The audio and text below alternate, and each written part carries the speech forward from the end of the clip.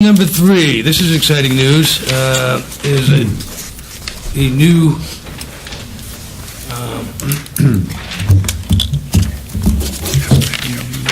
new designation out there, and it's really designed to put small towns on a level playing field with big cities.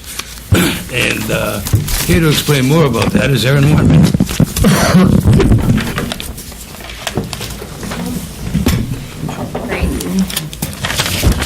You didn't even anything up here.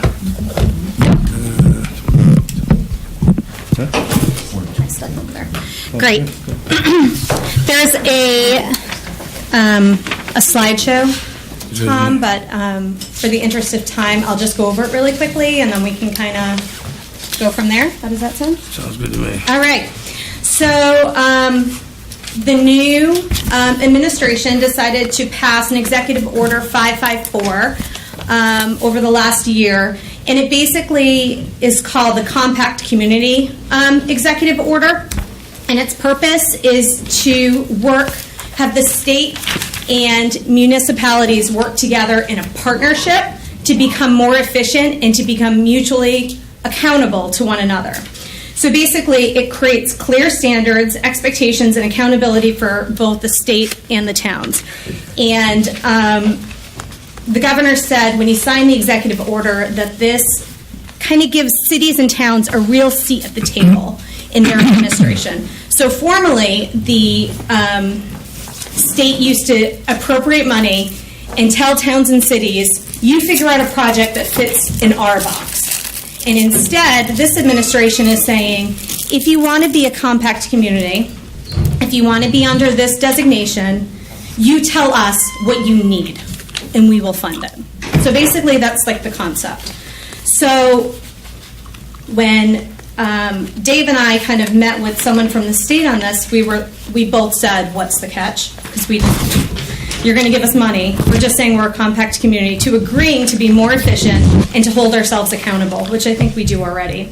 It promotes best practices, it reduces red tape, and it develops specific community compacts, that's the buzzword, with local communities with the state. So basically, we would have to say, if we choose to be a compact community, we would then have to say, okay, we're a compact community. Here are the 3 areas that we want to work on in the upcoming year.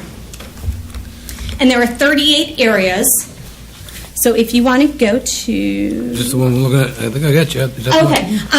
So there are 38 areas in all, and I have been listening since I started here in January, and I kind of thought and looked at the 38 areas, and I pulled 6 of the opportunities and areas that I thought were most talked about in the community.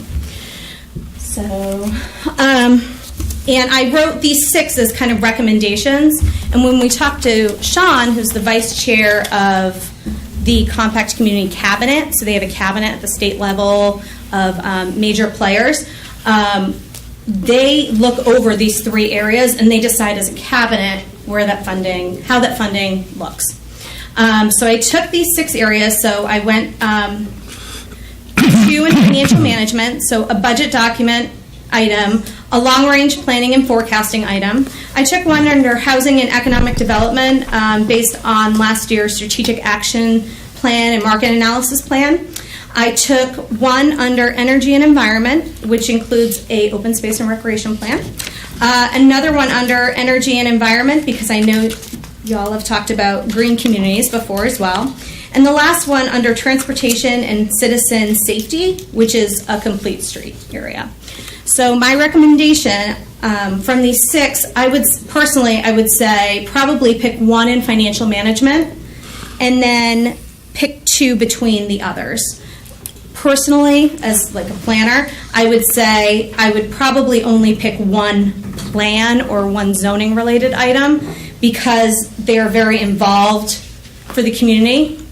So I would probably pick between open space and recreation, green communities, or complete streets, because those are very large plans that involve a lot of community outreach and a lot of community input. So I think by having 1 focus this upcoming year for 1 plan or 1 update, I think that'd be like a good kind of way to go on that. But it's totally up to you. If you choose to be a compact community, that's question one.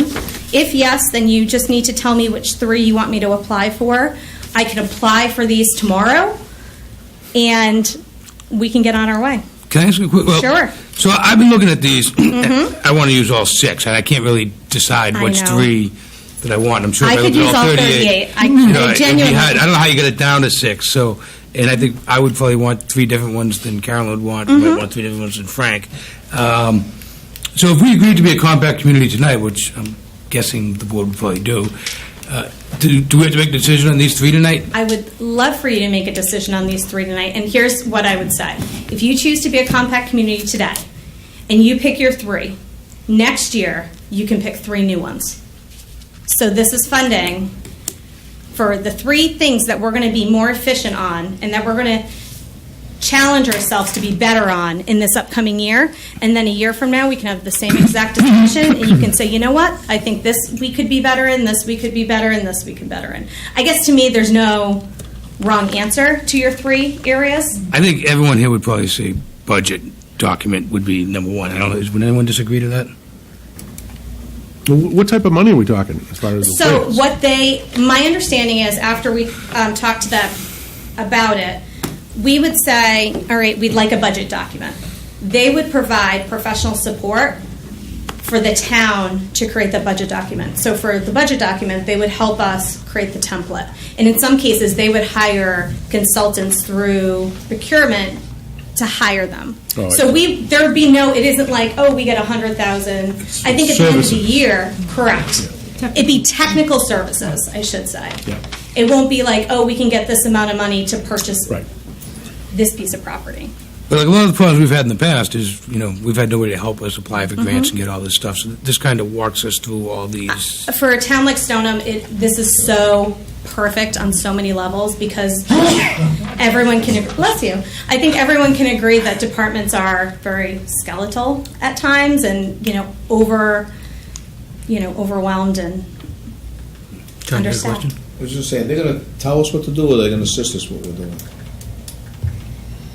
You don't have to buy into anything that they help you with. If you don't like what they've come up with, Yeah. you can thank them very much and move on to a different program with them. So There's we're still going to nothing, decide what we're doing. Absolutely. nothing's force-fed to you. I think it's kind of interesting. I've been reading a lot up on this, and I think you did a great job tonight explaining to everyone. But I just want to give my 2 cents on the budget portion of it because it's been such a hurdle for us. I think that part of this stems from Governor Baker and Lieutenant Governor Polito. They were both on their respective boards of selectmen, so they understand, to reiterate what Erin said, the resources aren't always there to get the perfect budget document. And I do think that we made strides, but I do think the budget process is going to be something somewhat augmented, and that we started out in a certain direction, but I do think that it needs much more tweaking. I do think it needs line item, and I do think it needs to be compartmentalized in every department, and this seems like the best opportunity to try to get someone in here with some technical expertise. I mean, we tried to do it on our own, and we did make improvements, but I don't think it was quite the document that all of us wanted. So, I would like to give my 2 cents and input on the budget. I read over there's lots of financial enhancements that I think we could benefit from, but I think without question, the number 1 priority of this board would be the budget. And then just to add some secondary information to that, we're going to be determining our free cash soon, and Emery just mentioned about mitigation money. I think to put some sound fiscal financial policies in place to start looking at maybe small and medium ticket items as a town and be able to fund those without having to increase taxes or having any debt exclusions, I think is somewhere we should talk about as a board going. So I think this will be foundational in terms of trying to prepare us for having those types of discussions moving forward, whether it was a middle school auditorium or renovations at the high school or whatever it was, to be able to do some of these projects without having to look at them over. So I think it's a good investment, and I just want to be able to share my portion, and that I'd be happy to be involved with the person working on the budget aspect of it, because I think that's important. I think this is a fantastic opportunity. I mean, if I look at the financials, I think we have to get the budget document done before we do the long-range planning, and that's just sounds logical to me, but obviously a board decision. But the other thing that's really nice about this, in my opinion, is you're looking at implementing some things that we've been trying to get implemented, but we don't have the staff to help us do it, that will bring in a lot more money to the community, like the green communities or the open space and recreation. I mean, that will bring a tremendous amount of money, and I know you and I have spoken about it. Although we've started in that direction, it's going to take us a year and a half, and we would need to hire a consultant. So that's a tremendous savings with the promise of an influx of cash. So that would actually be another one that I would like to look at. Right. I mean, those are three things that I'm involved with the last three. Open space, green communities, actually complete streets, but I'm going to have to push that down the list this time because it's just. But, the housing and economic development, with all that's going on with the action plan and stuff like that and attracting new business to downtown. I mean, if I were to throw my 2 cents in, I'd go budget number 1, probably green communities 2, and housing and economic development 3. That would be my wish list, but other people would have to tell them, we'd have to have a vote on it. I'm sorry, John. Well, logistically, how does it work? I mean, can we just vote to join this, and then when do we have to let them know what we want? So when we join, we have to list our 3. And it's not in order, so we're not like budget first, green community second, housing and economic third or anything. We just have to say, here are 3 areas that we're committed to. Is there a deadline to getting into this? So, no, but it would be nice to be Are we gonna be down one the of the list? first ones in the area. I agree with you. The only thing, we discussed having a goals meeting with you recently, and the idea, and that was actually before I saw this document, by the way, and the idea was that, hey, everyone's kind of pushing in different directions what they want, and I want everyone to sit down and say, this is what we think is, the majority thinks this is important, or some people think this is important, and try to figure out 3 items that we wanted to go for. That was actually the goal meeting. And this here really breaks it down into 6 items with a path to get it done. So I don't know if we're better off waiting 2 weeks and having that meeting and going forward, or just taking a vote tonight. I mean, it's going to affect our ability to get it by being 2 weeks. I don't think it'll affect our ability to get it, but I think that it looks really strong when we're the first in the area to do it. I think the closest community location-wise is Drake-it. So, like, literally, like, no other community in Middlesex County is in it yet. Like, we're Ground level. We are right there. So, obviously, it's up to you. There are only 16 communities in it. I guess I think there were 301 communities in Massachusetts. If 301 communities seek to get Right. a compact community and they want to, do this, eventually those resources are going to. It'd be nice to be first Jim, for I once. think we're ready to approve this. Yeah, Well, we can approve it, we just have to pick 6. We're going to pick 3. I think the thing that we're also hearing is that we'll get resources, so we can still have a goals meeting with Erin and not have those 3 as a goal, Right, because I mean- we've got somebody else. Right, if we, like, complete streets, we could put as, but of course, you're going to be involved with this, so I think Yeah. the 3 that you wind up with are going to eat up a lot of your time. You're not going to have complete streets on the side. I mean, you're going to be straight out on this, so. What brings in more money, green communities or open space typically? Like, where would you get the most financial gain? Bang for your buck. Yeah. Personally, Yeah. I would say open space and recreation. I think that would be because easier, yeah. when you're a green community, and I speak from experience on this, from both programs, when you're a green community, you as a community have to invest in yourself. So when you hear a community receives like $250,000 grant, What's they're the movie putting last week? they're budgeting $1.8 million to get $250,000 back. So it sounds like large amounts, which is great, and they're going to get that money back probably in 5 to 6 years. But open space and recreation, you get an open space and recreation plan, you're good for 7 years, and this community values those kinds of things, open space and recreation. So if you have like shovel-ready projects, like a field or a park or something you want to develop, you're allowed to apply for that kind of money annually.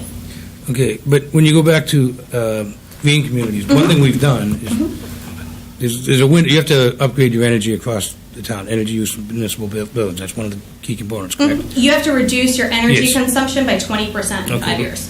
So if we took a 5-year period and we included the middle school that we just built, the police station that we're planning on doing over right now, the possibility of upgrading the compressors down at the skating rink, right? Yeah, we put low E ceilings in there in the last 5 years. And then we've got a high school that we're probably going to be doing over in the next, I think we've got a 5-year window, depending on how you slide that around, that we can achieve that if we wait too long, we're going to lose a piece of the puzzle and not be able to achieve that 20%. I don't know if that's exactly true, but it sounds. Well, your baseline, you'd have to judge your baseline for whenever you want to apply for green communities. So you'd have to judge your baseline. But in Stoneham, you own your streetlights. So you don't have a metered streetlight program. Okay? So you off the top can't improve your streetlights. You're not going to get that savings. Because you pay per light, not per use. Does that make sense? So other communities pay based on how much they're on. So when they reduce how the bulbs work, and if they use 50% less energy, then it's easy for them to reduce their energy savings that way. You don't have a lot of municipal vehicles either here. That's another big savings. So I think there are always major improvements when it comes to green.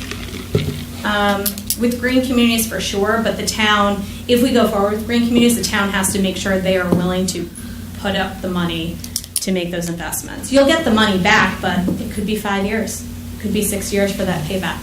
So I just want to be transparent about that because I think a lot of But even times people don't we discussed value engineering, what was the term they used for that? But basically, a company will come in and give you an they'll do the energy energy audit. Yeah. Yeah, they'll give you the energy upgrade, and they keep the savings, but you have the new work, And we don't do it because the thinking being, well, we can just borrow the money and do it ourselves and keep the savings. Yet we never do that either, So there is no Plan. There is no plan or Yeah. investment in these type of energy Right. products. This almost forces the issue to get on the bus. Well, let's pick three and let's proof this. What would you like, John? Budget. Well, yeah, we got two more. So is that one? We all want the budget. Does anyone Budget disagree document? disagree with that? I agree. All right. Frank, budget, you okay with that? Yeah. All right, that's one. Yeah. And what would, number two, somebody throw it I out. think she had a point with the open space. The open space and recreation second. All right, I'm gonna go down swinging for green communities, but I'll take open space. Tolly, I wasn't gonna throw it out to the public just so soon, but go ahead. What do you got? I was kind of wanted to put in a plug for open space in the sense that we would like to. I love open space, don't get me wrong. No, but one of the problems is if you want to apply for grants that have to do with open space in your town, Right. in your 501c3, you can't do it unless your town has an open space plan. Yeah. Stoneham's is currently out of date, which means Right. that any nonprofit group in the community can't move forward with grant applications because the town doesn't have an open space plan. I mean, personally, I'd like to That's a lot have of green money communities that and this open community space, could get. but I'm not gonna get the both of them, so I went after green, but I think open space just one. Am I right in saying that? Yeah. Okay, so open space is number two. I am now gonna go after housing and economic development. Somebody tell me I'm wrong. I think we already have that pretty well under control. Well, it's competitiveness. So the category is housing and economic development, but the benchmark is competitiveness. It's on Right there, yeah. Okay.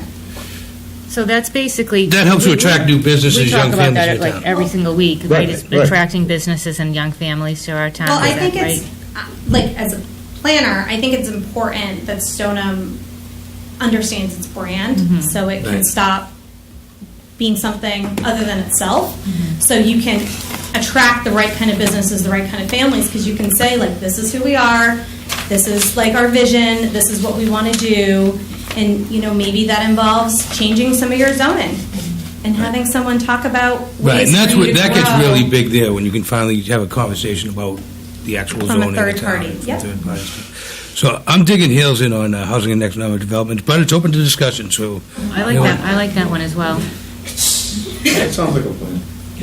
That sounds like. Okay. Did I get my three? All right, so I'm gonna need a motion to enter into the compact communities. So I would Oh, you like need two to separate vote motions? saying whether or not you want to be a compact community. Then we give you a motion. Carolyn, Motion. Second. seconded by John. All those in favor? Aye. And then I would like a motion for the areas of focus and to move forward with the application. make that motion. Carolyn? Seconded, all those in favor? Aye. You're great. Thanks. Excellent, hey, thank you. So, that's That was excellent. Thank awesome, you. I'm really happy with that. All right, let's hope the rest of the meeting goes that well.